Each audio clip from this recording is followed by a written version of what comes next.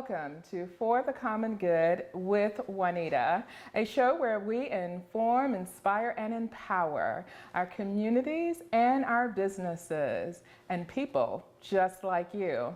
So whether you want to start that new business or expand an existing business or help in communities, or maybe you just want to live your best life, we've got something for you. And I am really excited about the show today because in our studio, we have here with us Timothy Newsome. Now, this NFL veteran might be retired from the Dallas Cowboys, but he is certainly not retired from business, nor inspiring communities. And he uses his platform for the common good. And by the way, Dallas Cowboys, my favorite team. I grew up with Dallas. So welcome to the show, Timothy. Thank you. Thank you for having me. Oh, I'm so glad to have you on the show. So you have not one, not two, not three, but four, one nationally, Collegiate Football Hall of Fame. Yes. Four, yes. Wow. When you do great things on the football field while in college, you get recognized for them, and so I've been fortunate enough to have been recognized in such a way. Wow. So I'm delighted. Yes. Wow, well, great. And I know you are known for being the ninth leading receiver in the history of the Dallas Cowboys. Is that? Yes, when I retired, that's the position that I had. Oh my goodness. It's since been eclipsed by several Yeah. guys, but when I retired, that was your legacy. Yes. Oh my goodness, wow. So tell us about your career. What inspired you as a young man to pursue football, first of all? Well, my father loved football. Oh, okay. And I had two older brothers who played football in high school. Oh. And so my father would take me to their games every Friday night. Oh. And we would stand in the end zone and watch them play. And so it just inspired me to go and kind of emulate what they were doing. Wow. And listening to his stories, because my father played football in college at St. Paul's College. Oh, wow. And he used to tell me how he was a 60-minute man. And so, okay. and so that kind of gave me the inspiration to duplicate his feat. Wow, that's amazing.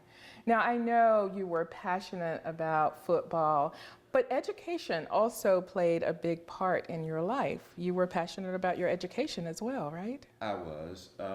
When I attended Winston-Salem State University, my desire was to get a really good major, and go 4 years and then go to graduate school. Football was never an ambition beyond college. Really? In fact, the reason that I played football in college as long as I did is because I needed the money. Wow. And I needed the scholarship. There was 4 of us in college at one time. And so I did not want my parents to be burdened with having to pay for my education. Wow. So football was a vehicle to get my education, and thus get out of school and then go to graduate school. But as it turned out, I got kind of lucky of sorts and got drafted. Oh my gosh, that's amazing. That's amazing how it turned out. Yeah. So what else was important for you? I mean, what was it like growing up as a child? I know Timothy and I just, full disclosure here, we're from the same area in North Carolina, small town America. So what was important for you growing up as a child? Well, I had 5 brothers and sisters. Ooh, big family, yes. And my father was a farmer. And so we spent a ton of time on the farm. Oh, I didn't know that, okay. And so we would go out on the farm in the summers and just have a ball. And then occasionally we'd have to work when our daddy would come back and see us kind of just playing around. Wow. But we had so much fun on that farm. So that was really the inspiration to kind of have that camaraderie with my brothers and sisters, and I just loved it. Wow, close-knit family. Yes. And there's something too, when I think about, especially growing up in a farming community, there's something about the closeness of that community and the work ethic of that community, because my uncle was also a farmer, and there was something about getting all the family members involved. That's exactly right. It was definitely a family affair. I would always joke with my mother and father, they had 6 kids so they could put us to work and have free labor. Oh, that's funny. Oh my gosh. Wow, that's amazing. Yes. That's really, really exciting. Look, we're going to hear more from Timothy. I can't wait to see what he's doing and all the wonderful things. He's constantly in the communities, constantly speaking, traveling the country. Can't wait to see what he's up to. We're going to take a short break. We'll be right back.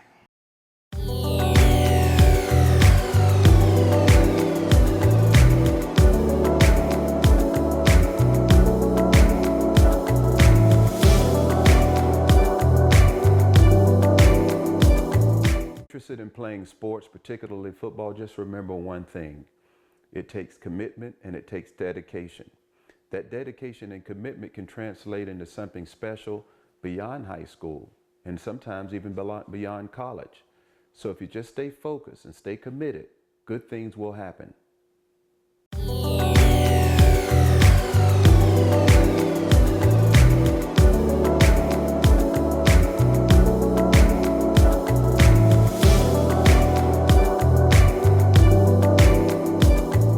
Welcome back to For the Common Good with Juanita.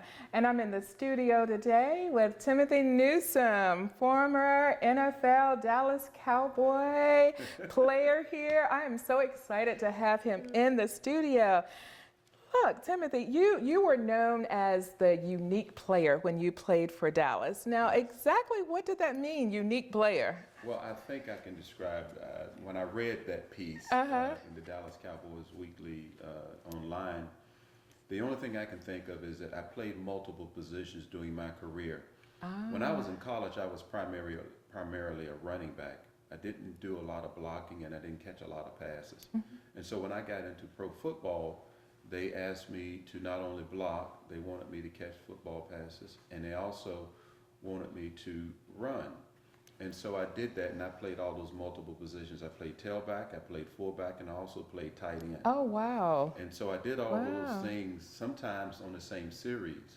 And so it was a unique opportunity for me to be diverse enough to do different things to where they didn't have to substitute a whole lot. I could stay on the field and play those different positions. That's truly, truly a gift. Yes. Wow, that's amazing.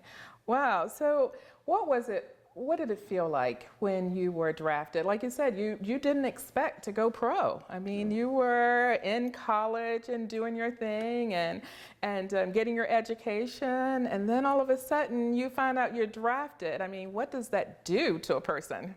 Well, it literally changed my life overnight. Oh my goodness. After my junior year, I had some semblance that I would probably get drafted my senior year after the season was over. And so when that actually happened, I was certainly elated. I was projected to go anywhere from 2 to 4 in those rounds, but I ended up going in the 6th round primarily because I was projected to play a different position than what I played in college. And so when I actually got drafted and then got drafted by the Dallas Cowboys, I was certainly happy that I was going to be a Cowboy and have that star on my helmet. Wow, okay, well, nothing wrong with that. No, not at all. Wow, so I can imagine that you've encountered a lot of challenges along the way in your journey. You've got, a business now, you have a technology business, you have a successful career as an NFL player. What were some of the challenges that you had to overcome looking back on the past? Was there anything specific that stands out that you were, had to deal with or overcome, or is it just kind of Well, I life? say the most overriding factor is trying to stay positive when when there's so much despair around you, whether it's in sports, whether it's in business or personal life, what have you, is not to get too paranoid about things that don't go your way. Wow. And so my goal is to try to stay focused, drown out all the noise, and just try to stay on track to do the things that I know I can do best and be somewhat self-aware about what my capabilities are. And so that's been the greatest challenge. Wow, wow. And just staying focused. Now, I know you do a lot of work in communities and you do a lot of speaking. Well, why is that important to you, that community service? Because there's a lot of things you could be doing. True. Well, a lot of it happened, with me as a child. I saw my mother and father do it. And so my mother was very philanthropic. She was very community service focused. She sat on the board of Shaw University. In fact, she was chairman of the board of Shaw University for many, many years. Oh, really? Okay, I didn't know And so that. as a consequence, I could see how she navigated society and helped so many others. I remember very vividly when people would come to our home and they would ask her to read a document or do income taxes and things of that nature. Yeah. And when they asked her, well, Mrs. Newsom, how much do you charge? She said, well, nothing, but do me one favor, make sure your child stays in school. Oh, wow. So I saw that as a child. Yeah. And so when I got to Dallas, I just decided to kind of emulate some of what she did during her time in Ahoskie. Wow.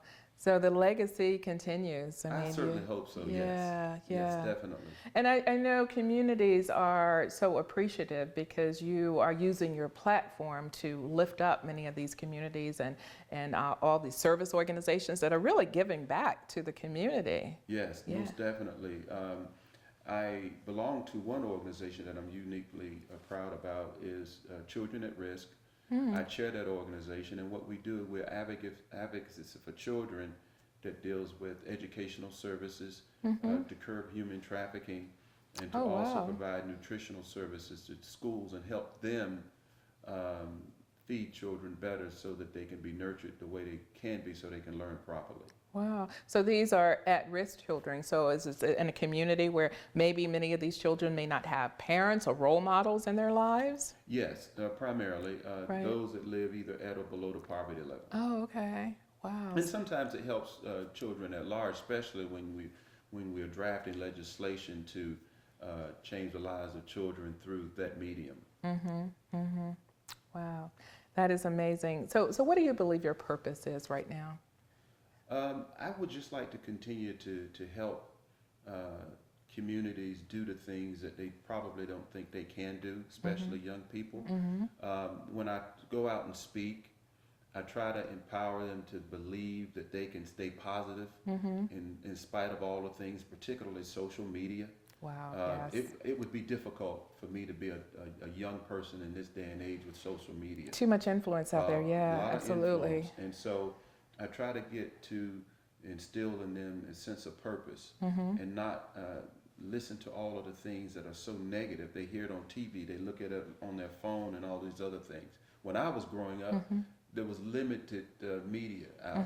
And so we played in the yard and did things. And once we had that trouble, we'd go in the house and forget about it. Right. Now that kind of trouble lingers for days, sometimes even weeks. Wow. And so it's much more difficult for children now than it used to be. Wow.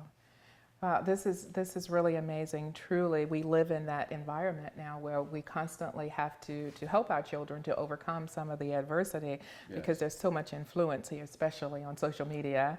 You've been listening to For the Common Good with Juanita, and I'm here with Timothy Newsom today, and we are talking about his career, life after the NFL. We've got more for you. We're going to take a break. We'll be right back.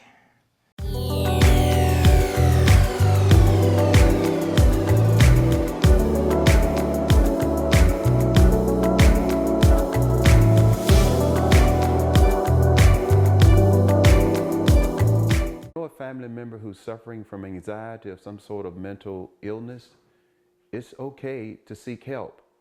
It's okay to seek help from those that love you and those you love. So just be mindful and go to the resources that you need to seek the kind of help you need. I'm on the National Alliance for Mental Illness, and I hope you will understand that if it ever happens, seek help and get help. Thank you.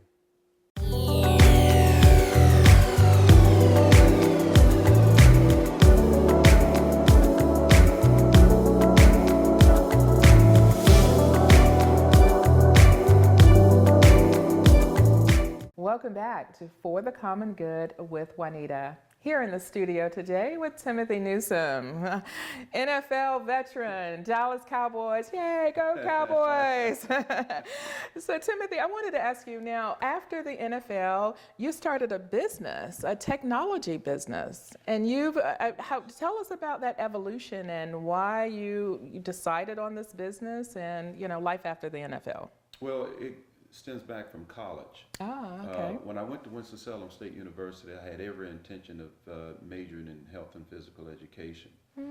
But after practicing 3 times a day for 2 weeks, and I'm standing in a registration line that in those days took about 3 hours, there was a guy in front of me, and he was asking me what I was majoring in, and I kind of told him, I said, I don't know if this football thing is going to work out, and I'd like to change my major. And so I asked him what he majored in, and he said he majored in business administration, and he was planning on minoring in computer science. So when I got to the registration desk, I changed my major. Just like that? Just like that. And so I spent the next 4 years in the business administration department, and then I minored in computer science. So when I got drafted and started playing football in the off season, the player personnel director asked me what did I want to do in the off season. I said, well, I'd like to be a computer programmer. So during the off season, for my 9-year career, I was a computer programmer, and we developed software for the banking industry. Oh, wow. And so when I retired, I finished up the contract for 2 years, and then I opened up my business in 1991. That was very strategic, Yes. having that background under your belt, because you don't often find that kind of that strategy, that people get that under their belt and that they have that business experience. So then when they leave the NFL, the career just kind of Well, when I got drafted, my computer science professor called me into her office. Did you? And she said, well, I understand you got drafted. I said, yes, Dr. Jones, I did. She said, well, what are you going to do if you don't make it? Ooh. And That I was a good looked at her teacher. and I smiled. I said, well, Dr. Jones, I haven't thought that far ahead. And many don't. And then she looked at me and she said, well, good luck to you. So I always remembered that conversation. Oh my goodness. It's amazing what we go back to, and you Yes. remember that moment. Yes. Yeah. And so when I finished my rookie season, I remember that conversation I had with her. Yeah. And so that was one of the things I decided to do, is to take Right. advantage of that conversation I had with her, and then do something in the off season that was going to prepare me for life after football. Wow. So you've been in business then for a while. Yes. And so what advice would you give someone who's starting a business or maybe looking to go into business for themselves? Well, the first thing is having access to capital, or trying to figure out how to have access to capital. Right. And that's a very tough one. Yeah. I got a little bit lucky because my capital came from football. Right.